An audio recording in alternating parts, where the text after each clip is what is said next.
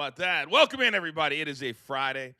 It's our last weekday show of the week. Yes, that's repetitive. I'm the coach. We are live here on the Stadium Network, also on YouTube and social media. We love that you find us every single day. If you are watching on YouTube and you want to be interactive on the show, on your way in, hit that like button. It really helps the show grow. Now, some housekeeping items before we bring in my guys for the day. And I am so glad that golf is here because I am tired. I am done with the NBA. I told you I'd put my foot back in the water. Oh, that foot's coming right back out. Now, my guys will still tackle the NBA, but your boy, I'm going to be sticking to golf. We do have 3 tournament plays that are pending.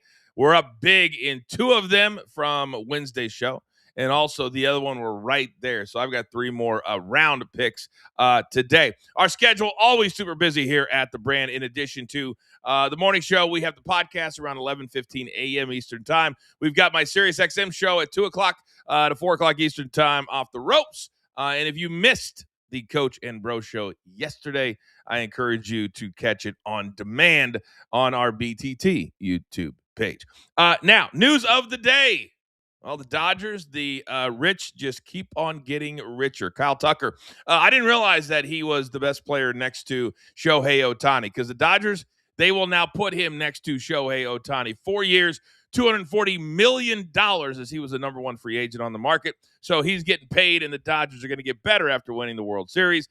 College basketball, we'll have more on this coming up in about 15 minutes. Another point-shaving scandal that involved current Division I players. The story is banana land. We'll talk more about that in about 15 minutes. Also, Samson Nacua, the brother of Puka Nacua, who is playing Sunday against the Bears. He will not be charged with grand theft auto.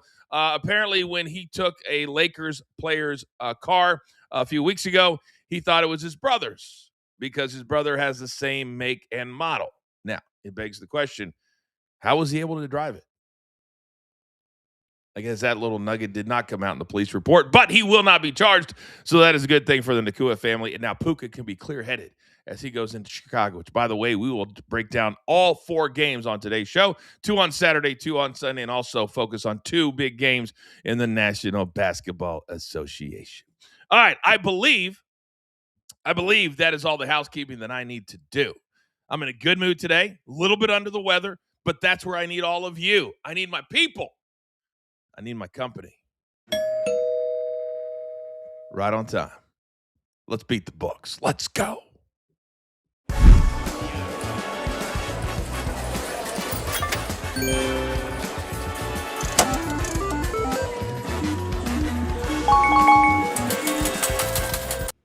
All right, look who I have today. First and foremost, just to show how frustrating the NBA is, DG. Your boys are up double digits at halftime, and you lose by 7 in Germany? What's going on? That was the worst German accent of all time, but good morning to you, sir.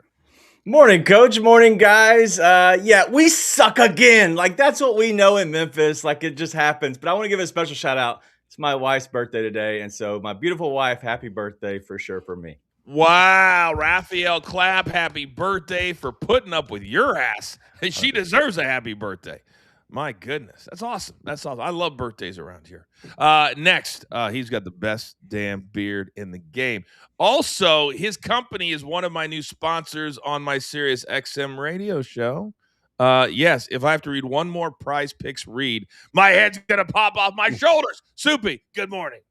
Good morning. Yeah, Prize Picks is everywhere, and we've got so many props that you could take for every single game during the NFL playoffs and for the college football playoffs. I've got some props coming out for this weekend for the big game for college football. Let's go. If they use the code, I believe it's code FIGHT, you get $50 for spending $5, and you don't have to be a new customer. That's a novel concept. Sports books, pay attention to Prize Picks. Come on. Finally, this man brings a 5-pack in his little Footy Friday package every single Friday. He is live from the Dirty. Big Chuck, good morning. Morning, Coachman, company. Yeah, my man Soupy dropping spots live on air right there for everyone to witness. My man.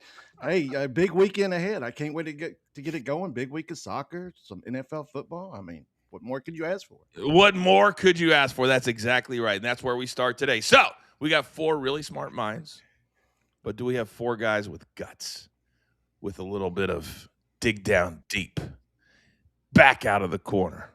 How long do I have to keep talking before somebody? Thank you, Soupy. My God, it's like we've never been here before. Soupy, my guy, best bets. Let's go. It's bitterly cold here in the Northeast, so I'm going all ice. Let's start with the Lightning 60-minute money line. That means they have to win this game in regulation. I'm taking a team that's won 11 straight, but I think they are going to get it done against the Blues, who have allowed 4 goals in 5 of their last 8 games. Right now, the Lightning, the best offense in hockey. And now I'm going to take the best team on the Western Conference. I'm going with the Avalanche on the puck line to get it done against the Predators. They've beaten them on the puck line twice this season. They're still the best offense and defense in the league despite losing 3 of 4, but I think this is a great rebound opportunity for them against the Predators, who do not threat on the offensive side of the rink. I think that Colorado gets it done. I'm so glad you focused on hockey, because that's what we need to do as a brand. We're doing too much NBA. There's too much volatility, too much point shaving. Don't quote me just on that part, because that looks really awful. I get misquoted all the time. By the way, I promised that I would feature our guy Carl, a very important member of the brand. He has tennis picks that he puts into the chat. So if you want to watch on YouTube, my man Carl is just clicking off. Just check mark after check mark. He will have probably another couple plays today. I know he hit one yesterday. So, Carl, keep those tennis picks coming. All right. Soupy's done. My guy, DG, you're up. All right, so a lot of people are scared of the NBA, but not me. Why? Because we're going to the under. Pelicans, Pacers, first half under 122.5. It's at minus 108. The model has this at 116. So we have an edge there. But they just played back in December the 20th, and they combined for 113. Yeah, I can do the math. That's almost 10 points under this number. I like them to go under again today. And then we're going to go the opposite. We're going to go over. It's a value line for me. Clippers going to Toronto. First half over 104.5. It's at minus 110. I'm just looking at this, and it just doesn't make sense. A 53-52 game gets a win going over the 104.5. It's all about value here. I love this play tonight for the Clippers and the Raptors. Oh, no, he didn't. Coach, you're muted, man. But I know it just took your breath away. My play was so good. Nope, you're still muted. Two times. All right, well, let's continue this thing. Why not? And so, Chuck, I know it's a Friday, and I'm not normally on a Friday, but guess what it is? It's Footy Friday. Let's go.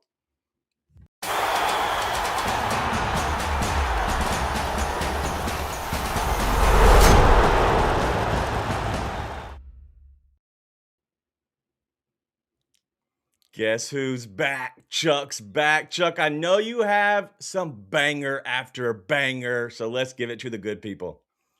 We got a little Friday action. La Liga, our old friends Espanol and Girona. And even though I like the Road Dogs to show out in this one, I'm going to back what they do best when they face one another. The both teams to score. This is cashed in 6 of their previous 7 meetings.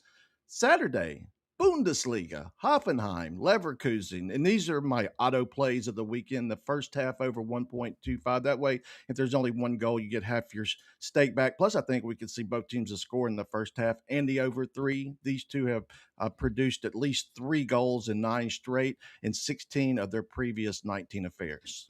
Can you hear me now, Big Chuck? You Yes, got sir. me? All right. We kind of gave DJ a little audition there. It didn't work. Let's go to the EPL now. What do we got? I love the EPL. We know that. Leeds United, Fulham, and I think the Peacocks are going to do well against the Cottagers in this one, and that means I expect them to score early. Go ahead and give me Leeds United. First half, team total over a half a goal. I can see 1-0, 2-0 by the half. I can see it too. I really, really can. Then finally, to round out our fat pack, we go to All Francais, to what league? Oh.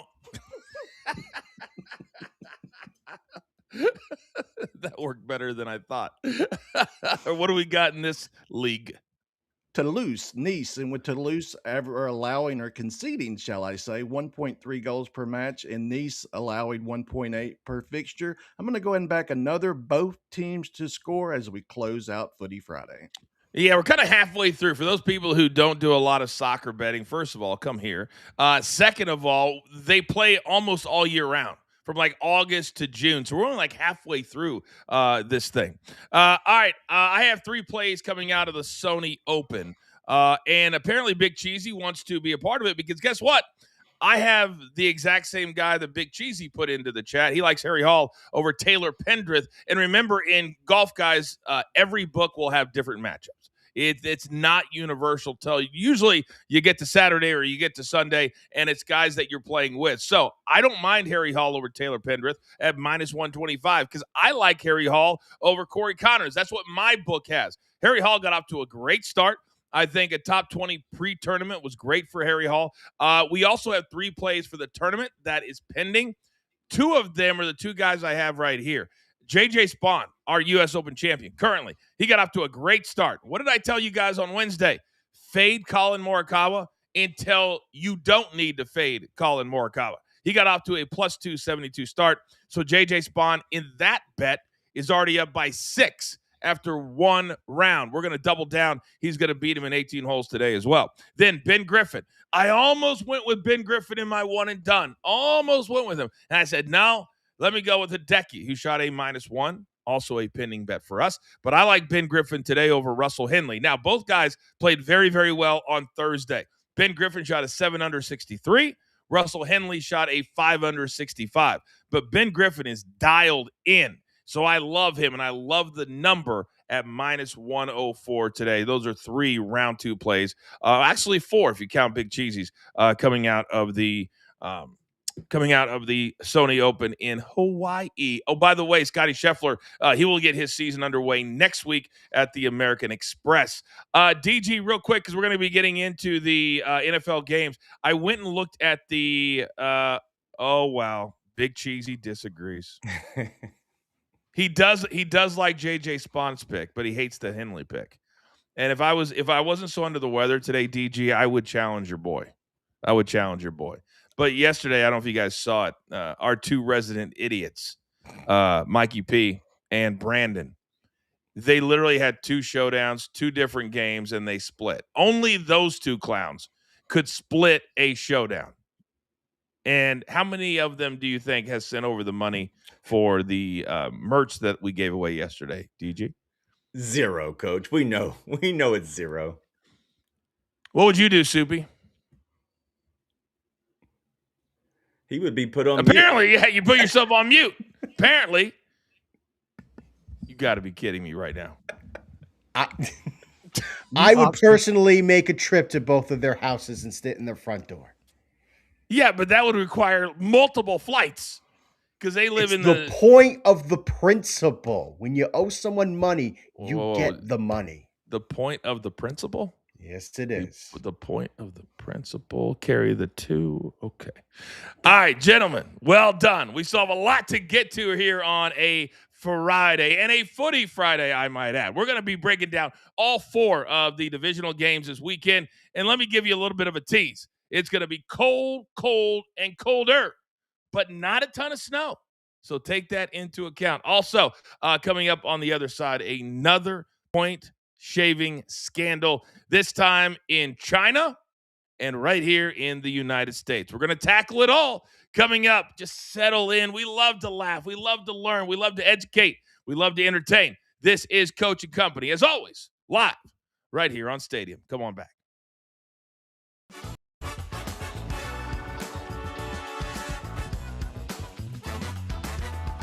All right, you degenerates that continue to watch on our YouTube page. Guys, we're starting to see a reversal of fortune here. The last couple of years, we saw a bunch of quarterbacks just NFL. Now the NIL money is so big, you're starting to see quarterbacks that are going backwards. DG Mateer from OU is going to stay. Does that surprise you? No, it doesn't surprise me because he's not good. Like, if I could get $1 million for sucking at whatever sport I'm playing, I would continue to do that, probably kind of what my career went. And so, yeah, they didn't pay me any money or I would have stayed longer for sure. Big Chuck, are you surprised some of these quarterbacks are not testing the NFL waters? Not at all, especially like a Mateer. He knows his value in the NFL. He might as well soak as much NIL money as he could get. The Oregon quarterback is kind of baffling to me. He's probably giving up, what, $46 million guaranteed for, what, $7 million in NIL. That's baffling, but no, I don't disagree with these under the value market quarterbacks staying. There is a guarantee, but only for first-round picks. I don't know if he would have been a first-round pick. I fall way on the other side of the fence, guys, when it comes to I don't think Mendoza should be the number 1 pick. Soupy, what do you make of this trend? I don't know. I agree with you. I don't think Mendoza should be the number 1 pick. I think in any other quarterback class, he's maybe a day 2 pick at best. Agreed. Mateer, I agree. I think he should have gone back to league. He's going to make $7 million this year. He's not going to make that in the NFL. He's a backup at best. You're going to start to see, guys, too. I think these NIL numbers are going to come down just a little bit because we're starting to see all these stories about these schools that are in heavy debt because of NIL promises. Colorado's right there, over $50 million they owe because they expected all this money to come in. Guess what happens when you don't win? Guess what happens when the celebrities stop coming? The checks stop coming. We're going to see a reversal. We've been talking about it for a while. All right, we're going to be back. We're talking college football, and we're going to get into our first divisional game, which is Saturday, the Bills and the Broncos. All right, we're back live on Stadium in just 5 seconds.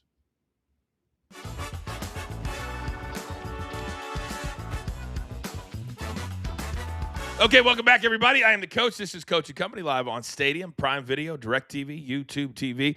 Now, we'll get to our first NFL game in about 5 or 6 minutes. But a big story came down yesterday, and DG, I want you and Soupy to tackle it with me. And I think this is only the tip of the iceberg. A big point-shaving scandal. It started in China, and this has been going back like 3 or 4 years. It seems like that's the time period that the FBI and the government has been kind of tracking these things. But now there's, I believe, 26 players of the 39 Division I basketball players, 4 of them currently on rosters. Eastern Michigan, Kennesaw State. I've said for a long time, college basketball, the easiest sport to do this in because you got over 300 teams. Not all of them are on TV, and it's just too hard to track until today. What'd you make of this one? Yeah, if you look at what these schools are, they're not the big names because the NIL money is there. What you're seeing now is it's kind of a return face at this point because these smaller schools, these guys are probably getting tempted out of the woodworks from just random people like, hey, if you'll give me some points here, just like the old school days of the mafia guys. And so, yeah, it's going to be tough and it's going to continue to happen until we figure out a way to take player props away from college just overall. You're exactly right. I did my normal spot on the Sports Lodge radio show out here on ESPN radio yesterday, and I was asked, how can these players do this, Coach? And I said, if the numbers are correct, Subi, $10,000 to $30,000. A lot of these players come from absolutely nothing. And if you're playing at Eastern Michigan, there's probably a good chance you're not going to the league.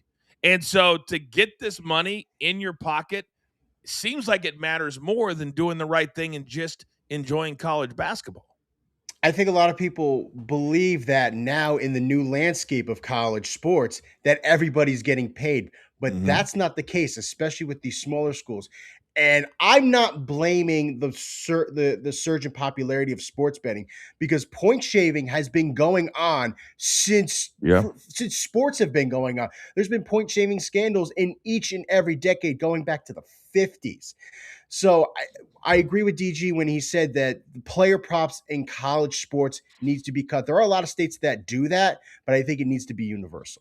Yeah, and for a while, guys, we didn't even have props in college sports. Like it was like postseason, the NCAA tournament, stuff like that, and then it became more and more popular. So a lot of the books decided to do it in the regular season. DG, in your opinion, is this the tip of the iceberg, or do you think the FBI has kind of gotten to whatever they can get to? I don't think it's the tip of the iceberg, but I think it's a good chunk because if not, they would have grabbed a bigger name if they had it because they want to make a statement, right? And so I don't think that this is the tip, but I do think it's a big chunk. I think we'll see some more stuff come through, but it won't be anything of relevance. That's a very, very good point because you're going to come out of the blocks with a big name. Right. That's what you're going to do. Soupy, what do you think on that one? Yeah, I think if they had a bigger name, that would have came out in the initial report. But this one incident, it's probably one of many that are going on right now in sports, and this is going to keep occurring because there's always going to be point shaving especially in basketball because it is the easiest sport to do that. No doubt about it. No doubt about it. All right. So the internet has gone down. Tech issues on a Friday, so we have no graphics, but we continue the show on. What do I tell you guys all the time? Live, you just keep on going. So let's get into our first game. We'll have plenty more on this college basketball as the details come out over the course of the next week. For those of you that are brand new to our little show here, we're morphing kind of away from the hardcore betting and more into sports talk and using the betting when it makes sense. And I like that position a lot better. And then I won't feel like, I want to have my head pop off my shoulders every single day.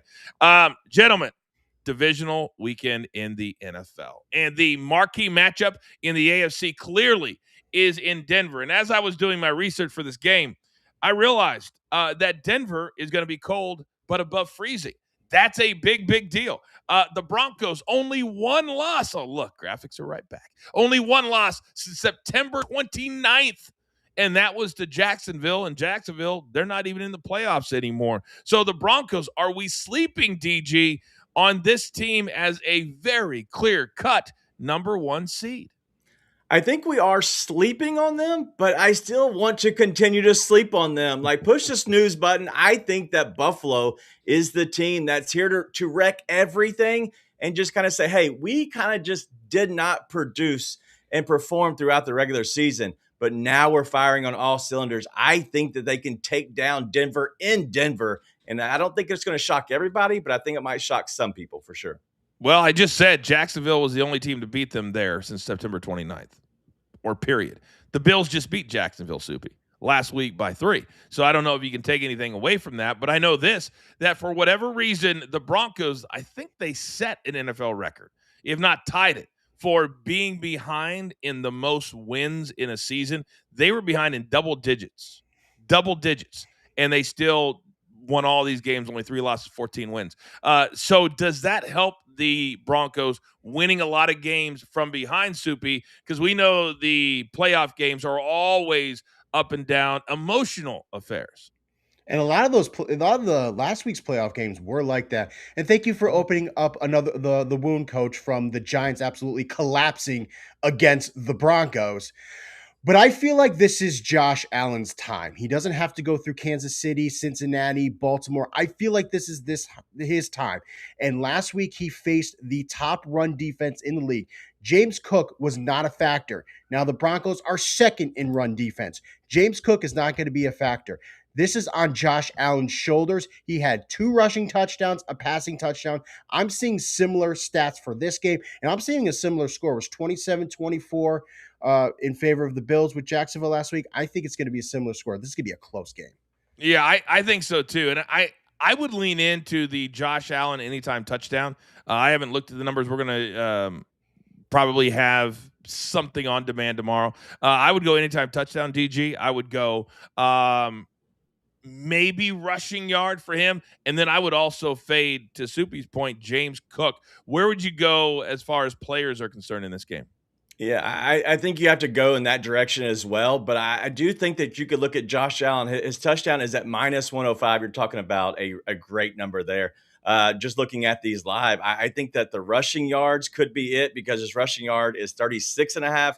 I think that those are both great opportunities because you got to know Josh Allen, being a gamer himself, he's going to try to run is whenever he has potential to get down the field and keep moving the chain. That's what he's going to continue to do.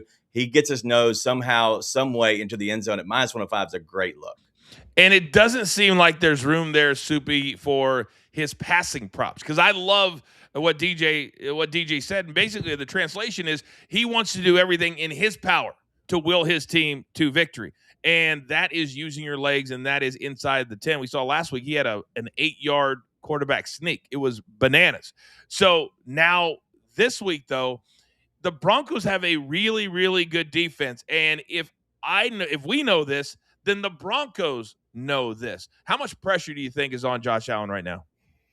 I think it's a lot because he doesn't have to go through the big teams. There is no Kansas City. There is no Baltimore. There's no Cincinnati. I think he knows that this is his best chance to get to a Super Bowl.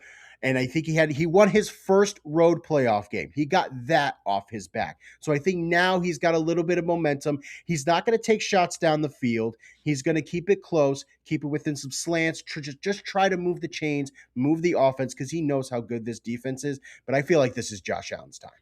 You know what's funny is the media with their headlines. They love to like just change it up just a little bit because we've talked about, well, Josh Allen, is he going to be the Jim Kelly, the Dan Marino? Is he going to be the next guy? So I saw a headline yesterday. I was like, oh, they're just kind of moving the goalposts just a little bit. Is Josh Allen the greatest athlete to never win a Super Bowl at this point?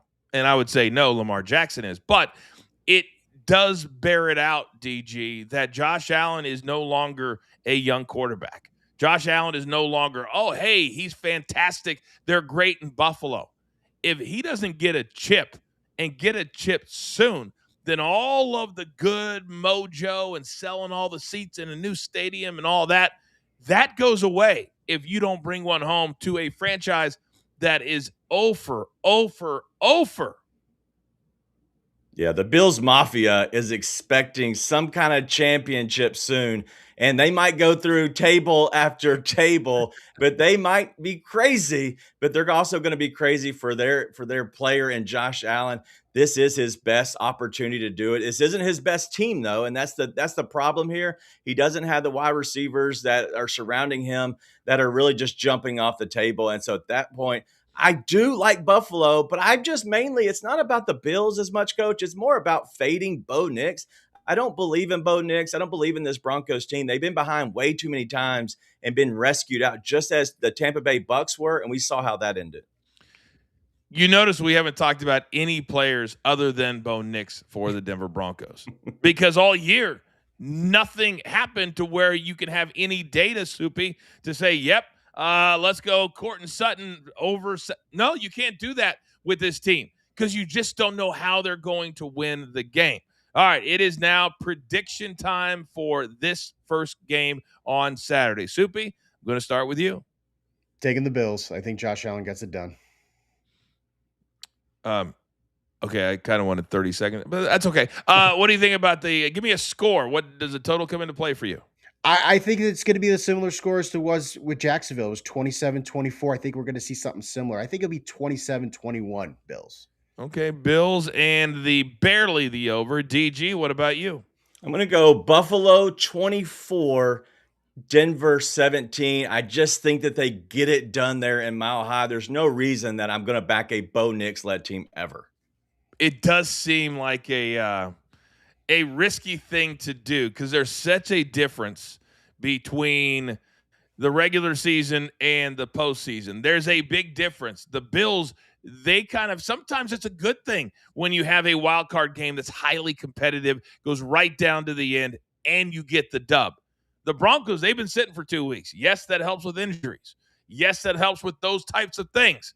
But rust can be a real thing. So I think if they have a bad first quarter, that could be too much to overcome. I am with Soupy. I think this one gets to the over. The Broncos have this weird way of scoring when they need to. So I think it's going to be like 28-24, but also it climbs to the over. All right, we're only halfway done here on the show. Coming up on the other side, we have 3 more NFL games to break down. Chuck will rejoin us as we have a good time heading into a busy weekend in sports. This is Coach and Company. Start every single day with us live right here, you know where, on Stadium. Come on back.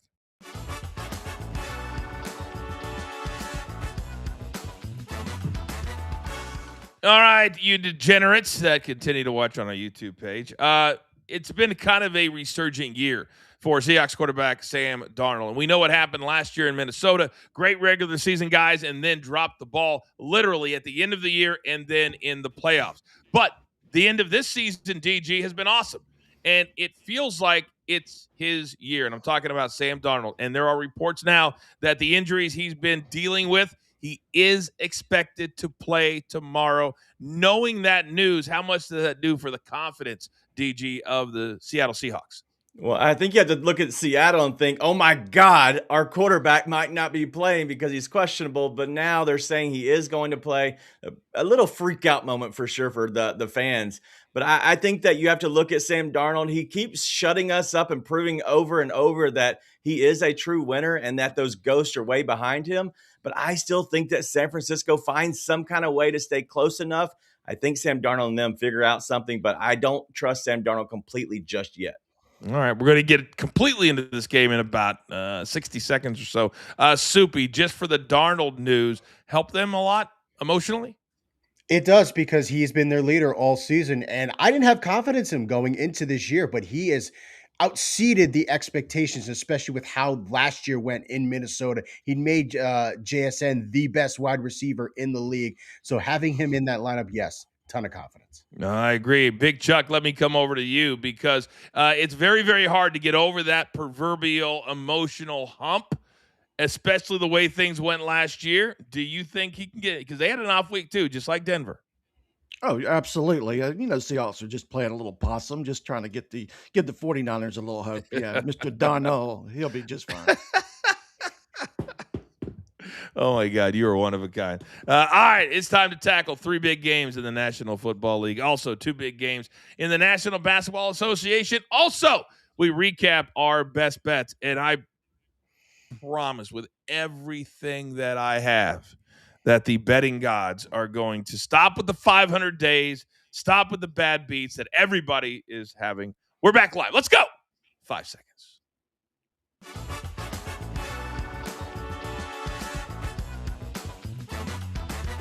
Okay, welcome back, everybody. We're only halfway home here on the Stadium Network. Also, we're live on YouTube if you want to be interactive on the show. We love the chat just popping off. And also, you can watch normally when it's up, but Twitter is down currently.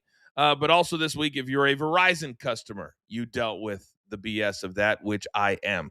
Kind of just a little test to what it feels like not to have a phone. And if you have Verizon, you know. We are live. If you're watching us in the East, it's 10:32. If you're watching it out here in the West Coast, you're just getting out of bed. It is 7:32.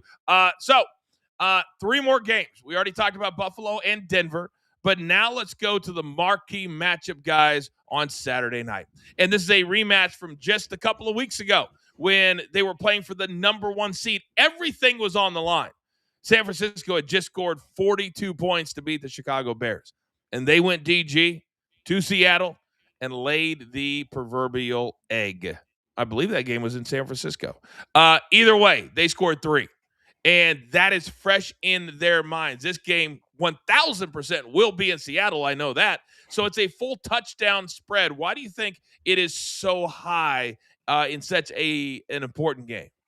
You have to think of the rest and also the 49ers. You know, they played a really good game against Philadelphia. Even though there's so many injuries on the 49ers side, the books have to say, hey, this Seahawks team just demolished them just not too long ago. And so that's why we're seeing this big number. I hate touchdown spreads just because it just feels icky. But I think this is the right line for this game. Normally, I like to buy a half a point in big standalone games. This goes down to another yucky number at 6.5. I hate 6.5 point spreads. Soupy, what would you do? Buy it up or would you buy it down? Yeah, I hate having the 7 right here. I would buy it up. I do think this is going to be a close game. It's a division game. No matter what, this is the 3rd time they're going to play each other. The problem is, though, San Francisco is really banged up. They're banged up on both sides of the ball, and they're not going to have George Kittle. That's Brock Purdy's security blanket, like Brinks truck security blanket. That's his most dependable guy, and I think that's going to affect him against the Seattle defense. To me, looked like the best in the league. Torn Achilles. absolutely the worst time you could possibly do it. He might miss all of next season too. That's a year injury when you're a skill player and you got to move back and forth, dynamic movements. Big Chuck, let me come over to you. The 2 games so far this year, week 1, 17-13, and then at the end of the season, 13-3. You're my totals guy. It screams under, no? Not at all. I think this one's a shootout. I think we see a ton of points in this one. Both unders the first one. I think this one goes over. I love this one also. I think Seahawks blow the 49ers out the water. I don't think the number's high enough. If we see 7.5, you get the buyback on the 49ers. If it goes down to 6.5, you'll see tons of teasers on the Seahawks. But I love the Seahawks in this spot. Favorite game of the weekend. Look at my guy, Chuck, standing on business. Let's go. That's what I'm talking about. All right. Quickly from a props perspective. See, I kind of look at Seattle DG the same as I look at the Denver Broncos. I don't know if I'd go with anything here. What about you? You have to always rely on JSN. He's going to have a big game, I would assume, right? But on the 49ers side, I think you could actually pick these players apart really well because Jake Tonjes is now the tight end 1, but Kyle Juszczyk is always the guy that Purdy loves to find. I think Kyle Juszczyk has some good prop days. I don't think it's a big game, but I think there's opportunity for sure.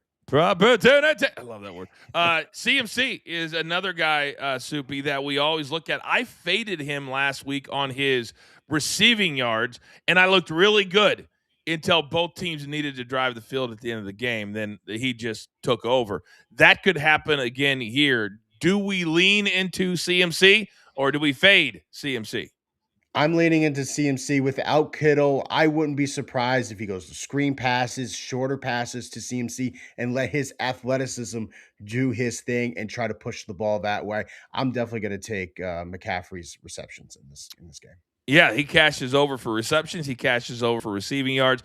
Big Chuck, let me come over to you because CMC is always the guy.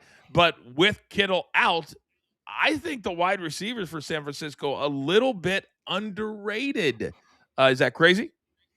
No, not at all. You can look at that dog, Jawan Jennings. You can look at him doing well. Then CMC, yeah, definitely receiving yards. I think they'll shut down the run. Look at him out of the backfield. And Charbonnet on the other side, first touchdown. You know, he has a knack for scoring those touchdowns. Look at him maybe possibly getting that first touchdown. He does, doesn't he? I think he helped somebody get into the Legends Lounge this year, which what's sad is somebody sent me a meme of me still standing out on the curb trying to tip the guy. He wouldn't even take a hundy. That wasn't even enough to get into the lounge. He's like, yeah, Chuck's up there popping bottles. Don't know what to tell you. All right, let's flip it over to Sunday now, guys, because the early game on Sunday, woo, it's going to be cold up in your parts, Soupy. So I'm going to start with you. Texans and the Patriots. My research says likely snow. Patriots, they've won 4 straight. Patriots, the number 2 seed. The Patriots' last loss, or one loss in September 21st. The only loss they had, they were up 21-0 in that game and blew it to the Buffalo Bills. But now, Soupy, the best defense in the league coming to town. How are they feeling in your parts? I think there's optimism with Drake May and how this team has looked all year. This is probably the first time in years that they have been excited about a team. But I think that's going to end after this weekend. I was nervous with the Texans going to Pittsburgh in that cold. Can they handle that element? They handled it no problem. And I think, again, coming to New England in the cold, they are not going to have a problem. 2 pick sixes against the Steelers. I think that the defense could absolutely just take over, do what they need to do, and they could win it on just that alone. And there might be, however, a little bit of concern on the offensive side, Big Chuck, because they had, C.J. Stroud was fumbling it all over the place, threw a bad interception inside the 5 as they were driving. Is there any concern from you, Chuck, about turnovers for the Texans? I definitely like turnovers for the Texans. I would jump all over that C.J. Stroud anytime interception. I think this is also the sneaky over of the weekend. I think we could see points. Keep pushing it down. Give us a better number. I think Patriots definitely have the advantage getting that extra day at rest, not having to leave the friendly confines like the Pats in this one. And I think we see the sneaky over. Another sneaky over from Big Chuck. DG, how are you handling this game in Foxborough? So I've loved the Texans all season long, but this is the worst possible matchup for them because this is some defense that can stand up to them.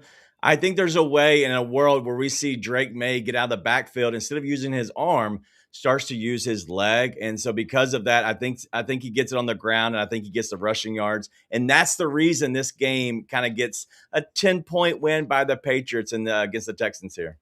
It kind of feels that way. Maybe a late mid fourth quarter touchdown with the sun. I believe this is a 3:00 game, isn't it? 3 o'clock. Yeah. So which means right at the end of the game, the sun goes down around 5:15. It's gonna be that classic.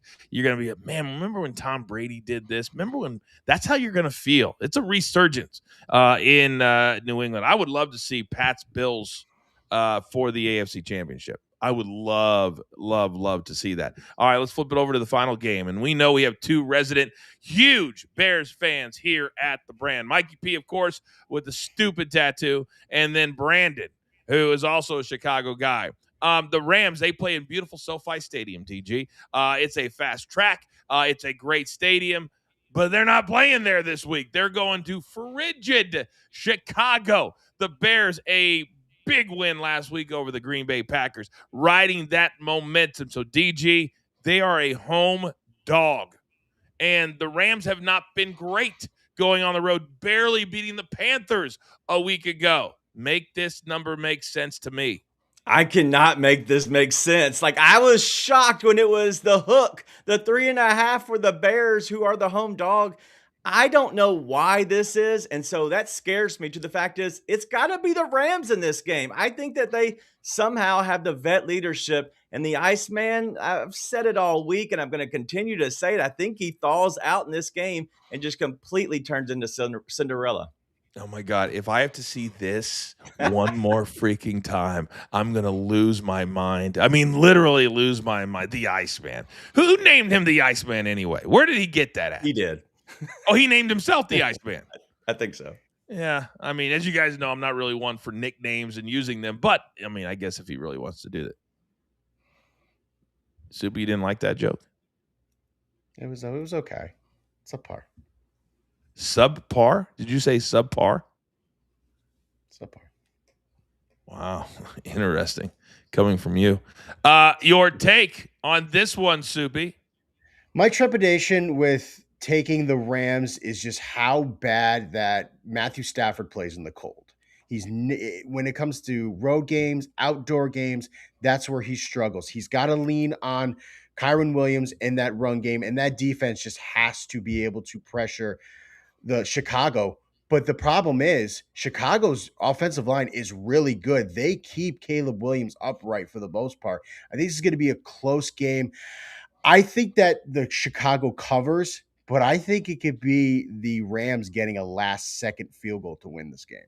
I certainly wouldn't bet on the Bears defense to hold the Rams from scoring late on a fourth quarter drive. But you mentioned Matthew Stafford and Big Chuck. He has a sprained finger. He has been cleared to play. But if I have a sprained finger on my throwing hand, we saw when he got hurt last week. We saw him after he got hurt last week. It wasn't the same guy.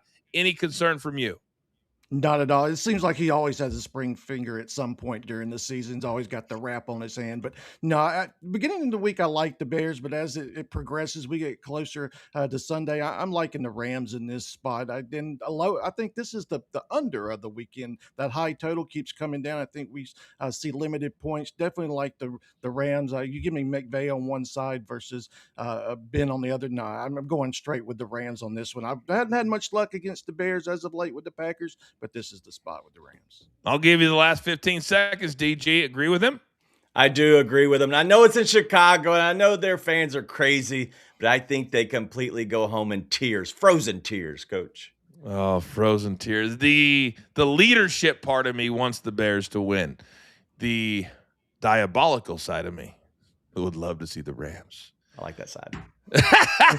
I do too. I do too. All right, gentlemen, well done. Well done. All right, still to come, it's time to showcase two of the biggest games on the NBA hardwood tonight. And I would say that moving forward, our motto here at the brand is proceed with caution. Coach and Company Stadium.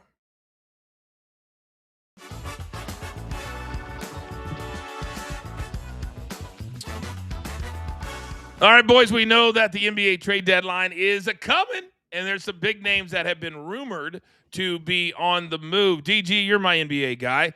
Of all the big names that have been kind of tossed out there, which one do you expect to be moved the most? The one I expect and know that's going to be moved is Jonathan Kuminga from the Golden State Warriors. He just has already requested the trade. He's finally, as of yesterday, available to be traded. But I won't get one little sleeper. It's LaMelo Ball. He's old, almost $40 million, and then increases for $3 million every single year for the next 4 seasons. I think they want to get out from under that, make it Con Knipple and Brandon Miller's team. Wow, he scored 30 last night, DG. He scored 30. This dude's a player. That's probably why you're saying it. So they could get something for him. Soupy, where would you go on this question? I want to say it's Giannis because I feel like, especially with a couple weeks ago when they were booing him and he was booing back, that relationship is starting to sever and the Bucks just aren't good. But I believe that Milwaukee's going to want way too much and no team is going to give that to them. So I got to go with DG saying I think it will be Kuminga and I will be Morant because I just don't think the need will be the return won't be as big for them. Did I fall asleep and did I lose 2 weeks of time? Because I could have swore that was 2 days ago. But okay, Big Chuck, it was 2 days ago. Big Chuck, I'm not a time traveler, but who do you think might get traded? I thought it was D to the G's, man, Mr. Moran. I thought he was an auto to be traded out of the M-Town, but I'm not sure. I think Giannis would be a shock. I think they'll probably shop him around, see how much they can get for him. I even heard Reeves in L.A., but I wouldn't go with Ja. I bet Rich Paul has started that. He's the only one starting that rumor in L.A. They're not getting rid of a 27-point scorer that is underpaid in today's NBA, but he still makes over 20, but he's underpaid. Let's be honest. All right, gentlemen, it's time to talk NBA. We're back live on Stadium in just 5 seconds.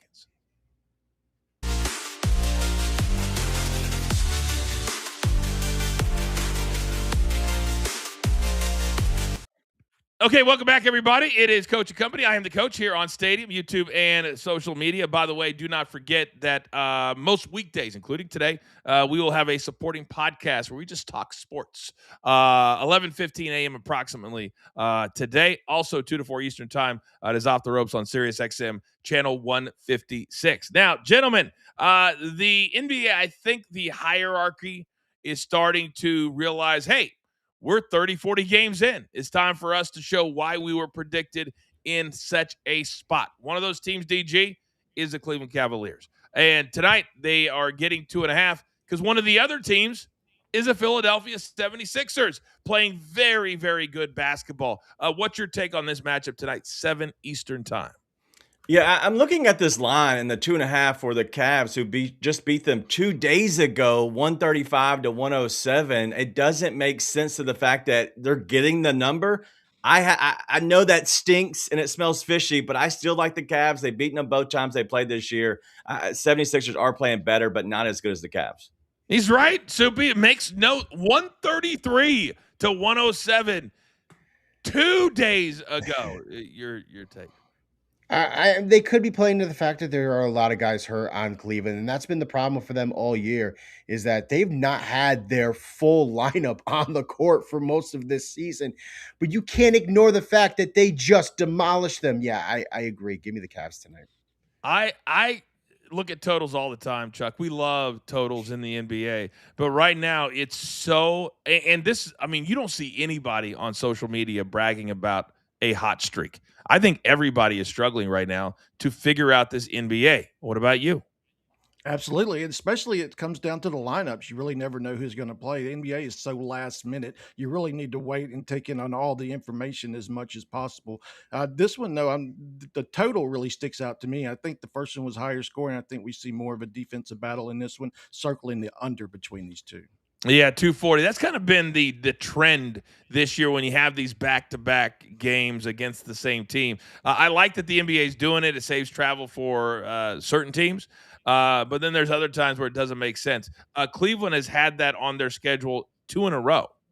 They had 2 against whoever there was before, I think Toronto, and then 2 against Philadelphia. Really weird, really weird. But the trend is to go to the under. All right, game number 2, and Minnesota, if they can get out of their own way, if Anthony Edwards can be the leader that they need him to be, they could get right back late into the playoffs this year. So tonight they're traveling to another team that's been somewhat of a surprise, and that is the Houston Rockets, although the Rockets are coming off of a beatdown. But look at that number, DG, 4.5 for Houston. Your take? Yeah, you look at this, and it is because Anthony Edwards is out for the game tonight. And that's the struggle with the NBA as a whole, is you don't know who's playing half the time. We don't know the injury report for Houston because it won't come out for another 3 or 4 hours. And so I would say proceed with caution, first of all. But second of all, we just saw the Rockets play last night, a lot of minutes for their starters. I know the Timberwolves will be without Anthony Edwards and Terrence Shannon, but I still like the number here. They're getting the 4.5. They're rested. They haven't played since Tuesday, so I still like Minnesota in this game. Yeah, and they got beat by 20 last night, and Durant had 19. So Durant's in the lineup. He has been playing. Soupy, your take?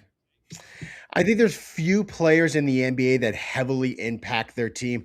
I'm looking at Jokic in Denver. They're struggling. They're winning-ish. They're sort of 500, but their stats overall have regressed since Jokic has been out. But I also think that's Anthony Edwards in Minnesota. I think he heavily impacts that game. I'm going to look at the Rockets. I know they've been struggling lately, but I think this is a good opportunity for them at home to get a good win. All right. Semi-busy night tonight in the association. If you care to and you want to have a show a little bit closer to game time, you can check out Weekday Wagers at 2 o'clock Eastern time this afternoon. All right, we've got a lot to recap. If you weren't here at the top of the hour, we have several extra plays every single Friday. It's time to lock it in.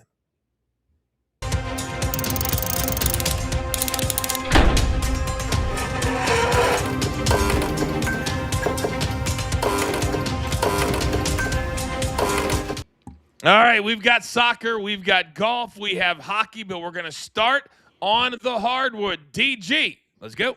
Yeah, let's go the Pelicans and the Pacers. First half under 122.5. It's at -108. I just see this being a slower pace game with two offenses that can't score really well. We're going to go under. And then the Clippers, Raptors. First half over 104.5 at -110. 104.5. They needed 105 points. I like it. All right, Subi, what do you got for me today? I'm taking the Lightning 60-minute money line. That means they have to win in regulation. I think they get their 12th win tonight against the Blues, who have given up 4 or more goals in 5 of their last 8. And I'm taking the Avalanche on the puck line. They've beaten Nashville on the puck line in 2 of their 3 matchups this year. And I'm going to go with 3 plays from round 2 of the Sony Open, the PGA Tour. Their season is underway. Yesterday, the early morning, by the way, it wasn't nearly as windy as it was in the afternoon. So here are my 3 plays. Also, 2 of these guys I have on tournament plays as well. Ben Griffin, he shot a 7 under 63 in round number 1. I think he does it again today. Russell Henley had a good day, but he's 2 back of our tournament play with Ben Griffin. Then J.J. Spaun, our resident U.S. Open champion, solid 466. I told you, fade Colin Morikawa. He came out of the gates with a 2 over 72. I think Spaun, despite the juice, still love it. And then Harry Hall, nice, also solid 466. I like him to go head up against Corey Connors. Essentially, this is a pick 'em at -111. I love all 3 of those. Remember, a round 2 specific 18-hole bet. All right, we've got 5 plays from Footy Friday. Big Chuck, take me through them.